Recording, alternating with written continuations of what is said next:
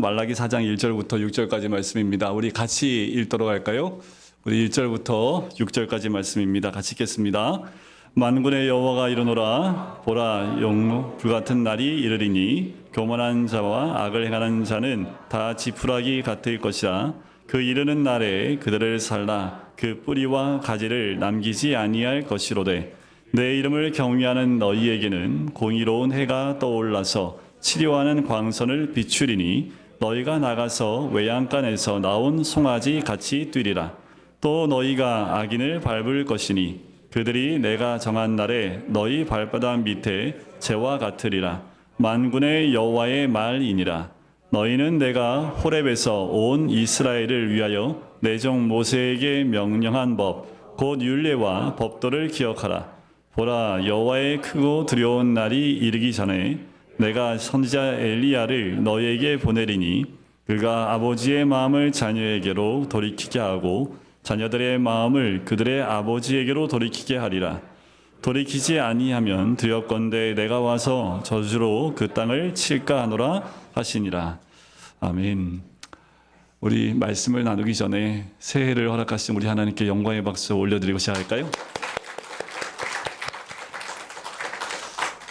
굉장히 비장한 얼굴로 박수를 치시네요. 웃자고 한 얘기인데 다들 너무 굳어 계셔갖고 제가 몸둘 바를 모르겠습니다. 한 해의 마지막 시간을 주님께 드리고요. 새해를 맞이하는 시간입니다. 구약의 마지막 선지자 말라기 말씀을 통해서 구약의 마지막 말씀, 맨 마지막 말씀이지요. 그리고 신약을 여는 말씀이기도 합니다. 새해를 여면서 우리 말라기 4장 말씀을 통해서 우리 새해에 어떤 마음을 가져야 될지 함께 나눠보는 시간을 가지려고 합니다. 이 말라기 선지자는 당시 학개와 스가랴 선지자와 함께 바벨론 포로 이후에 활동했던 선지자입니다. 말라기의 성전이나 제사장 언급이 굉장히 많아요. 그것을 보면 포로 이후에 돌아오고 난 다음에 성전을 건축한 이후에 이 말라기가 쓰여졌음을, 또 말라기가 활동했음을 우리는 볼 수 있습니다. 말라기 선지자 이후에 등장하는 선지자가 신약의 세례 요한이에요. 그러니까 말라기와 세례 요한 사이에 대략 400년이라는 시간의 간격이 있게 됩니다. 우리는 이 시기를 신구약의 중간기라고 얘기를 합니다. 그런데 이 중간기를 뭐라고 얘기하냐면 침묵기라고 보통 얘기를 해요. 왜 그러냐 하면 하나님이 침묵하신 어떠한 선지자나 예언자도 보내주지 않은 그 시기이기 때문에 그 시기를 침묵기, 또 말씀이 없는 시기이기 때문에 암흑기라고 부르기도 합니다.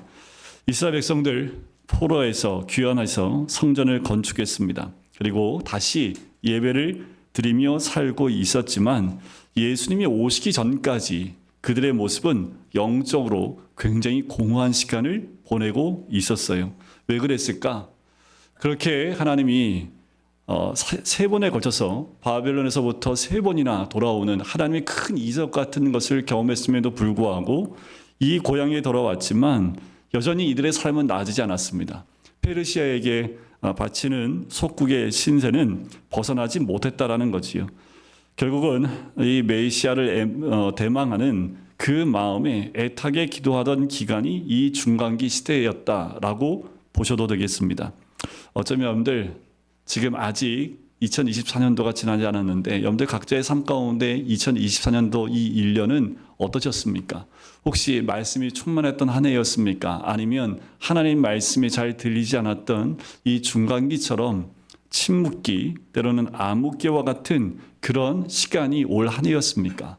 그렇다면 2025년도 새해에는 우리의 영혼이 소생되는, 그리고 말라기 이후에 마태복음이 열리는 것처럼 2025년도에는 예수 그리스도를 통해서 우리의 영혼이 살아나는 귀한 시간이 되시길, 또 새해가 되시길 주의 이름으로 간절히 축원드립니다.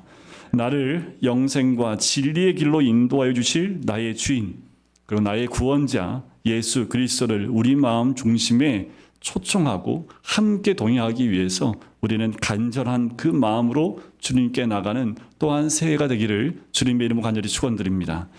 간절하게 찾고요, 구하는 자에게 주님은 반드시 찾아오시고 은혜 내려주실 뿐만 아니라 역사해 주실 줄 믿습니다. 말라기의 말씀이 우리의 영적 잠을 깨우고 더 나아가서 예수 그리스도와 십자가 앞에 우리를 가까이 나가게 하는 감동과 은혜의 시간이 되시기를 간절히 소원합니다. 여러분들 말라기라는 이름의 뜻이 뭔지 아십니까? 그 뜻은 나의 사자라는 그 이름을 갖고 있습니다. 말라기서 말씀 1장 1절에 보면 특이하게 이렇게 시작을 해요. 뭐라고 시작하냐면 여호와께서 말라기를 통하여 이스라엘에게 말씀하신 뭐라? 경고라라는 거예요. 경고. 첫 메시지가 경고로 시작을 합니다. 특별한 사자로 이 말라기를 보냈음을 알 수 있죠. 무슨 경고를 했을까라는 거예요. 말라기서를 보면 4장밖에 돼 있지 않은데 1장과 2장과 3장에 말라기를 통해서 하나님의 경고의 메시지가 구석구석 들어가 있어요.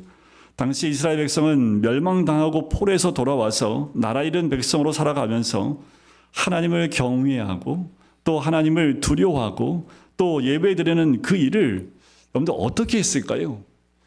더 간절한 마음으로 주를 찾고 더 간절히 주님께 구하고 주님을 찾아야 됐을 것 같은데 이들의 삶에는 하나님을 경외하는 모습이 점점 사라집니다. 그리고 순종하는 모습, 예배드리는 모습이 소홀해지기 시작을 해요. 소홀했다. 거기까지만 있었으면 더 나았을 텐데 하나님을 무시하기 시작을 합니다. 어떻게 무시하는지 말라기에 너무 자세히 나와요. 예물을 드리는데 하나님께 온전한 예물을 드리지 못하고 하나님이 받지 못할 더러운 예물을 드립니다. 더 나아가서 말로 그들이 하나님을 무시하기 시작을 해요. 우리가 언제 제단에 더럽혔습니까? 라고 반문을 해요. 온전하고 흠이 없는 희생제물을 드려야 함에도 눈먼 것, 저는 것을 드리는 악한 행동을 서슴없이 하면서 하나님에 대한 두려움이 조금도 없었던 때입니다. 그래서 하나님이 진노하는 마음 가운데 이렇게 말씀하시는 거예요. 그런 흠이 있는 재물을 너희가 추종하는 총독에게 바쳐봐라. 그가 너희를 좋다고 보겠느냐. 너희들은 나를 모독하는 재물을 드리고도 우리는 재물을 다 드렸으니 이제 우리에게 은혜를 베풀어 주세요.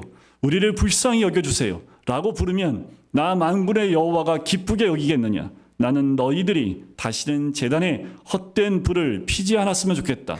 내 이름을 모독하는 재물은 결코 받지 아니하겠노라. 이것이 이들을 향한 말라기에서 가장 중요한 핵심 메시지입니다. 그런데 지금 이런 말을 듣고 있는 당사자가 누군지 아십니까? 하나님을 섬기고 하나님께 온전한 예배로 또 성전 안에서 섬겼던 바로 제사장이 그 대상입니다. 하나님 지금 제사장들을 향하여 진노를 하고 계시는 거예요. 백성들이요. 아무 생각이 없어요. 정성을 다하지 않았습니다. 흠이 있는 재물을 가지고 왔어요. 그럴 수 있지요. 그러면 제사장이 해야 될 역할은 뭡니까? 흠이 있는 것은 돌려보내야 합니다. 안 된다고. 이것은 주님께 드릴 수 없다고. 하나님께 드릴 수 없다고. 이 제사장들이 하는 역할이 뭐냐면 하나님이 받으실 만한 정결하고 정성을 다해서 하나님이 흠양할 만한 그 제물을 가지고 올 수 있도록 제사장들이 그 역할을 감당해야 합니다. 그런데 전혀 그들이 걸릴 데 없이 마구잡이로 제물을 드렸기 때문에 하나님이 이 제사장에 대해서 진노하시는 거예요. 이 진노는 제사장의 가정에도 임합니다. 더 나아가서 이스라엘 백성의 가정이 다 깨져 있는 것을 이야기하세요. 자, 이런 상황에 우리가 잘 아는 11조 이야기를 하십니다. 여러분들 11조 하면 빠지지 않는 3장 메시지가 있지요. 만군의 여호와 이르노라 너희의 온전한 11조를 창고에 들여 나의 집에 양식이 있게 하고 그것으로 나를 시험하여 내가 하늘문을 열고 너희에게 복을 쌓을 곳이 없도록 붙지 아니하나 보라. 여러분들 이것이 이 메시지, 이 말씀이 이 한 절 딱 떼놓고 11조를 하면 하나님이 복 주신다라는 것으로 연결시켜 버리는데 이 말씀은 그렇게만 연결시키면 안 되는 말씀입니다. 당시 지금 상황을 제가 말씀을 드렸지요. 이 말씀은 11조를 드리면 복을 주시겠다는 것을 강조하는 게 아닙니다. 11조와 봉헌물을 온전하게 드리지 않으면서 우리가 언제 하나님 것을 도둑질했습니까? 하고 뻔뻔하게 거짓말을 하고 급기야 온 나라가 하나님 것을 다 도둑질해 버립니다. 그 죄악이 가득했음을 고발하고 있는 말씀이 3장에 나와요. 이로 인해 저주를 받게 될 악행의 시대를 향해 강력하게 경고하시는 말씀 속에서 나오는 것이 이 11조에 대한 메시지예요. 11조 하게 되면 쌓을 곳이 없도록 하늘에서 부어주는 복을 받는다가 아니라요. 이 11조는요. 이들이 드려야 될 가장 기본입니다. 뿌리가 통째로 뽑혀 나가도록 악행과 죄악을 일삼는 자들에게 지금 경고를 하시는 메시지가 이 11조에 대한 메시지예요. 오죽하면 하나님이 날 좀 시험해 보라고 말씀하시겠습니까? 오죽하면이요. 이게 복의 말씀으로 보이십니까? 이들에게 경고를 하시는 메시지예요. 여러분들 이런 얘기 들어보셨을 거예요. 11조 하면 만사형통, 11조 안 하면 만사불통, 뭐 이런 말 들으셨을 텐데 이 메시지는 여기에만, 이 말씀이 틀린 건 아니지만 이것만 얘기하는 메시지는 아니라는 겁니다. 하나님의 진도하심이 얼마나 큰지를 몸서리치도록 두려워해야 하는 말씀이라는 거예요. 당장 이들은 멸망을 당해도 이상할 것 없는 최악의 상황이지만 그래도 참고 우리 하나님 또 참고 선지자를 보내 경고하시는 하나님의 긍휼과 자비하심의 마음을 강하게 느낄 수 있는 말씀이 이 11조에 대한 메시지에 묻어나 있지요. 그리고 곧바로 엎드리고 가슴을 찢는 심정으로 부르짖고 참회하고 돌이켜야 한다라는 거예요. 그렇게 하라고 11조 이야기를 하고 있는 거지요. 말라기 시대 이후에 왜 암흑기, 침묵기가 그토록 오랫동안 지속되었는지 여러분들이 이렇게 설명드려 보니까 그 암흑기가 있을 수밖에 없겠지요. 아무리 선자를 보내도 듣질 않아요. 돌이키질 않아요. 그러니 하나님이 예언자도 보내지 않으시고 또 말씀도 줄 수 없는 상황이 된 거예요. 하나님은 이스라엘 백성을 향해서 말씀을 합니다.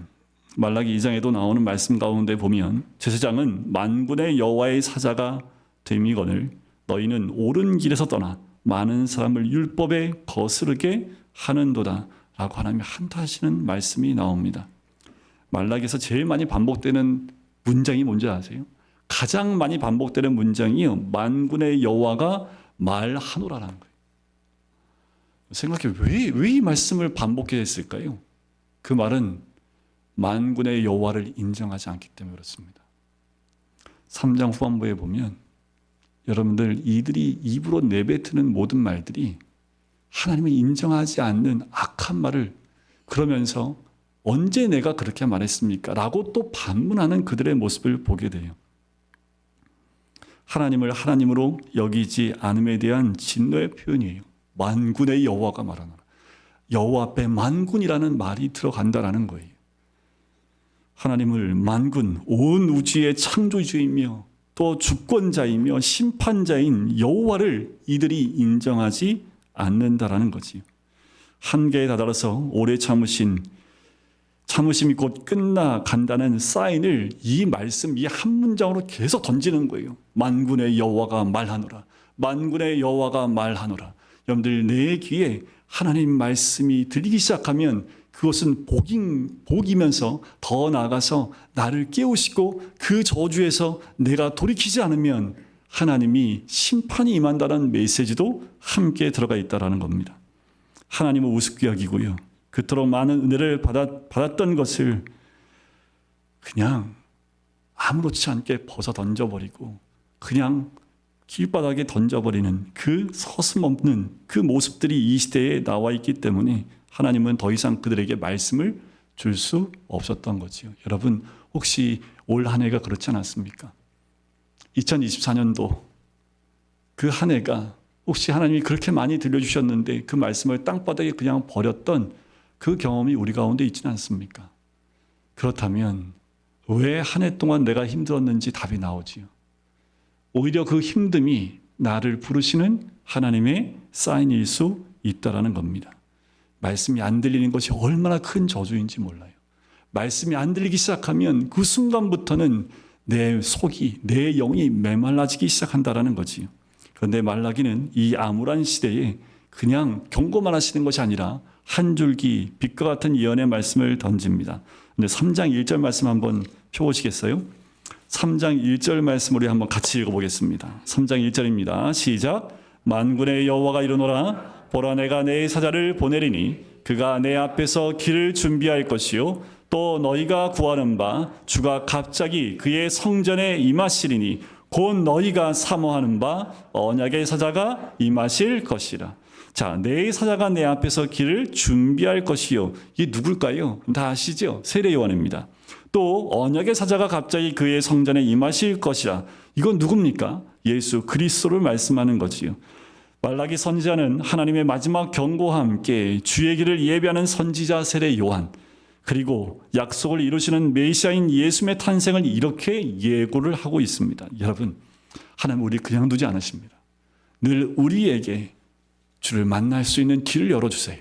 그리고 그 길을 선택하기를 원하신다라는 거지요. 말라기 선지자는 메시아가 오는 그날을 하나님이 정하신 날이라고 명명했습니다. 하나님이 정하신 그날이 오면 일어나게 될 그 모습, 그것이 바로 오늘 본문에 그대로 나와 있는 거예요. 오늘 4장에 이제 메시아를 맞이할 그날을 준비하는 우리의 마음 자세가 어떠해야 되는지 오늘 본문에서 한번 보도록 하겠습니다. 1절에 보면 1절에 참 무시무시한 말이 나와요. 용광로 불같은 날이 이를 것이다. 교만한 자, 악을 행하는 자들은 다 지푸라기 같이 용광로 같은 불에 태워질 것이라고 얘기를 해요. 만군의 여호와 하나님이 정하신 날은 바로 이런 날입니다. 다 타버립니다. 남는 것이 아무것도 없다라는 거지요. 오늘 놀랍게도 이와 동일한 메시지가 세례 요한이 광야에서 외치는 소리와 연결이 돼요. 마태복음 3장 10절에 보면 회개하라 천국이 가까이 왔느려 하면서 이미 도끼가 나무 뿌리에 놓였으니 좋은 열매 맺지 아니하는 나무마다 찍혀 불에 던져지리라. 알곡은 모아 곳간에 들이고 쭉저이는 꺼지지 않는 불에 태우시리라. 400년의 시간이 있었는데 말라기 이후에 이 메시지가 연결이 돼요. 불에 던질 교만한 자와 악행을 일삼는 자는 말라기 시대 때나 세례 요한이 자기 역할을 감당했던 그때 시대나 여러분들 지금이나 다르지 않다라는 거죠. 용광로 같은 불은 하나님의 권능, 주권을 상징하는 꺼지지 않는 심판의 불을 상징합니다. 용광로 같은 무서운 심판이 작동될 때에는 끝까지 회개하지 않고 돌이키기를 거부하는 자들에게 임할 것입니다. 예수님 사역 시작하실 때 제일 먼저 외쳤던 말씀 뭐예요? 회개하라, 천국이 가까이 왔느니라. 왜 그럴까요? 회개치 않는 자에게 뭐밖에 없어요? 용광로 불에 던져지는 것밖에 없기 때문에 그래요. 그런데 인간이 얼마나 악해지는지 아십니까? 요한계시록에 보면 최후의 심판이 진행돼요. 땅과 하늘이 흔들립니다. 사람들이 죽어나가기 시작을 해요. 그런데도 돌이키지 않습니다. 오히려 하나님을 저주하고 하나님을 무시하는 인간들이 더 차고 넘쳐요. 하나님의 심판이 임하는데도 불구하고 하나님께 무릎 꿇는 사람이 아니라 하나님을 저주하는 사람이 드러난다는 거지. 이런 장면을 보면 인간의 악독한 면을 보기보다는 오히려 하나님이 그런 자들에게 기회를 계속 주고 계는 거예요. 한순간에 끝내지 않으시고 그렇게 심판의 불을 계속 주시는 것은 돌이키게 하기 위한 하나님의 우리에게 주시는 기회, 하나님의 사랑인 줄 믿습니다. 이 시대는 하나님이 정하신 그날 용광로 같은 불이 활활 타오르는 그날이 곧 오리라고 공개적으로 예언된 시기입니다. 우리가 살 길은 오직 하나예요. 나의 교만함, 악함을 철저하게 인정하고 회개하는 길뿐입니다. 회개하면 천국이지만 회개하지 않으면 용광로 불에 던져지는 거예요. 우리의 영적 어둠이 걷히고요. 이 용광로 불이 보여야 합니다. 용광로 불이 보여야 우리 안에 그 두려움으로 하나님 앞에 회개함으로 나갈 수 있기 때문에 그래요. 근데 우리가 왜 회개치 않는지 아세요? 용광로 불이 안 보여요. 그건 남의 일처럼 보여요. 용광로 불은 저 사람에게 떨어질 것 같아요. 나에게는 안 떨어질 것 같아요. 하지만 회개치 않으면 우리에게도 동일합니다. 여러분, 이 땅에 회개가 없으면 여러분들 이런 우리가 생각지 않은 일들이 우리 주변에서 일어납니다. 여러분들 이런 아픔들이 우리 이 땅 가운데 임할 때 그것이 남의 일인가요? 그건 남의 일이 아닙니다. 우리에게 주신 경고의 메시지이지요. 우리한테 또 기회를 주신 거예요. 여러분들 우리가 거기 안 타고 있다고요? 그래서 우리하고는 상관없는 일이라고요? 그걸 누가 알 수 있습니까? 그렇다면 그 사건을 하나님이 허락하신 것은 우리 모두를 깨우시는 거예요. 죄에서 돌이키라는 거지요. 회개하고 돌이키라는 겁니다. 더 나아가서 나만이 아니라 우리 공동체의 죄와 이 나라의 죄를 끌어안고 눈물로 회개하는 시간이 우리 가운데 반드시 있어야 될 줄 믿습니다. 오늘 말씀을 들은 우리 모두는 새해를 준비하면서 용광로 불길 앞에 서 있다는 그 두렵고 떨리는 마음으로 전심으로 기도하고 진심으로 참회하며 부활의 그날까지 인내와 절제의 시간을 보내시기를 주님의 이름으로 간절히 축원드립니다. 자, 악인은 용광로 불에 살라 버리겠다고 말씀하신 그 하나님, 참회하며 믿음을 지키는 자에게 능력의 말씀을 주시겠다라고 약속을 합니다. 그 말씀이 2절과 3절에 나와요. 믿음을 굳게 지켜가고 진심으로 참회하여 의의 길을 걷는 사람들은 악인을 밟을 것이다 라고 얘기를 해요. 그것이 바로 3절에 나오지요. 또 너희가 악인을 밟을 것이니 라고 나와요. 이 밟는다라는 그 의미는 뭐냐면 악인들이 멸망을 받을 것과 비교하여 의인은 영광의 자리에 있게 됨을 뜻합니다. 공의로운에 치료하는 광선이라는 그 표현은요, 빛 대신 예수 그리스도가 베푸실 구원의 은혜를 상징합니다. 여러분들, 우리 모두는 이미 공의로운 해와 치료의 광선 가운데 온전히 나와 있는 줄 믿습니다. 그 은혜의 빛 가운데 온전히 나와 있는 줄 믿습니다. 그러기 위해서는 뭐예요? 그 앞에 있는 온전한 진심, 우리의 마음을 다하여 회개하는 그 마음이 우리 가운데 있어야 돼요. 그 가운데 주의 빛이 임합니다. 그 빛은 뭐라고요? 구원의 은혜를 상징하는 빛입니다. 더 나아가서 영생의 나라로 들어가도록 부활의 영광을 입게 하신다라는 거예요. 그럼 어떻게 해요? 송아지가 뛰노는 것 같은 그것은 바로 하나님 나라에서 누릴 영원하고 완전한 자유함을 뜻하는 거지요.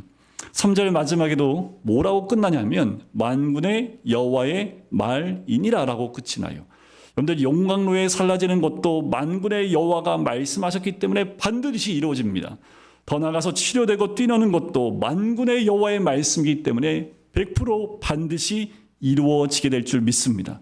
끝까지 교만하며 회개하지 않는 악인은 영원한 불못에 던져져요. 의인과 악인은 뭐의 차이입니까? 죄를 깨닫고 회개하고 돌이키는지, 아니면 그 죄를 끌어안고 계속 죄된 그 길을 가는지, 거기에 있는 거지. 기회를 얻어 참여하고 돌이킨 의인은 영원한 나라에 들어가는 것, 하지만 회개하지 않는 자에게는 영원한 불못에 던져지는 것, 이 두 가지는 만군의 여호와가 반드시 이루실 일입니다. 그런데 속히 이루실 일이지요. 나에게 또 우리에게 이 두 가지 중 하나가 적용된다는 사실이 우리에게는 두렵기도 하고 또 감사하기도 한 거지요. 새해에는 믿음의 주인 예수님, 치료의 광선을 비춰주시는 예수님 한 분에게만 내 모든 관심을 집중하시길 바랍니다. 믿음의 주로부터 가장 담대하고 굳센 믿음을 공급받아서 믿음의 믿음을 더하는 믿음의 용사가 되시는 새해가 되시기를 주의 이름으로 간절히 축원드립니다. 우리 모두가 외양간에서 밖으로 나와 마음껏 들판을 뛰노는 송아지와 같이 구원받은 백성으로 이 땅 가운데 하나님의 은혜를 누리는 주의 백성으로 뛰놀 수 있는 주의 백성이 되시기를 주님의 이름으로 간절히 축원드립니다. 이제 4절부터 6절까지는 선지자 엘리야를 보내서 자녀들의 마음을 돌이키게 할 것인데, 만약 돌이키지 아니하면 여호와의 크고 두려운 날이 이르러 이 땅을 칠까 한다라고 결론을 내세요. 말라기 마지막 장 마지막 절이 회개하고 돌이키지 않으면 너희가 그들의 아버지에게로 돌이키게 하라. 돌이키지 아니하면 두렵건대 내가 와서 저주로 그 땅을 칠까 하노라 하시니라라는 거예요. 구약성경의 마지막 말씀입니다. 돌이킬 마음의 준비를 게을리하지 말라는 말씀을 끝으로 오랜 침묵의 시간이 흘러가고 암흑의 기다림의 시간이 찾아오게 된 거지요. 내가 엘리야를 너희에게 보내리리라는 이 5절의 말씀은 예수님이 변화산 사건 가운데에서 제자들에게 이미 말씀하십니다.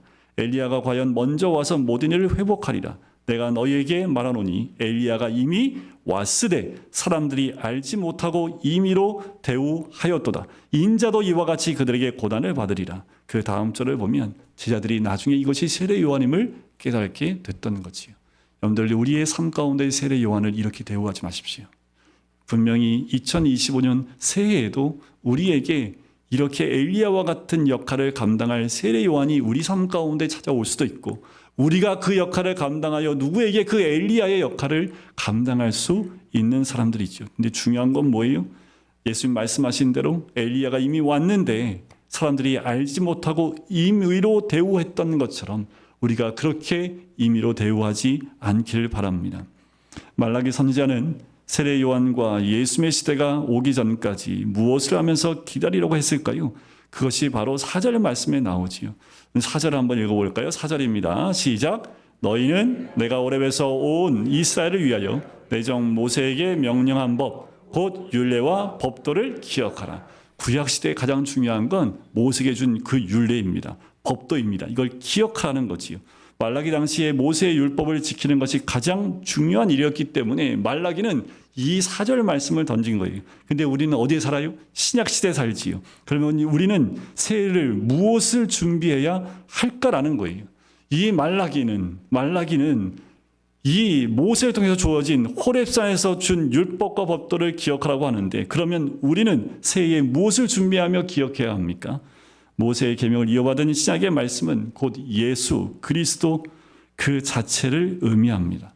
예수님에게 집중하면 돼요. 우리는 예수님이 무슨 말씀을 하셨는지, 어떤 행동을 하셨는지, 어떤 자세로 하나님을 경외하였는지, 어떤 태도로 이웃들을 대했는지, 그리고 그 모든 것을 배우고 집중하면 됩니다. 한마디로 죽기까지 순종하시면 돼요. 예수님이 우리에게 보여준 대로 순종하면 됩니다.